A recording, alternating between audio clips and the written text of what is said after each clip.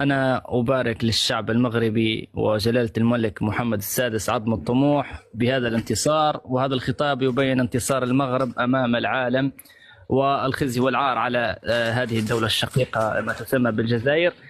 اتحاد المملكة المغربية في وحدتها الترابية هو ما يزيد المغرب افتخارا، ويزيد المغرب أمانا وازدهارا واقتصادا وإعمارا وبناء وتطور. هذا شيء واضح وصريح. آه، اليوم المغرب كيف ما قال جلالة الملك محمد السادس أن المغرب يعني خرجت من التدبير إلى التغيير، والتغيير هو سيكون اقتصاديا وحيكون يعني حيكون يعني حتى حل المشاكل السياسية ممكن ضد الأحزاب اللي هي ضد توحيد الوحدة الترابية للمملكة المغربية. المغرب كما كانت هي مدرسة، والشعب المغربي استغفر الله، المغرب مدرسة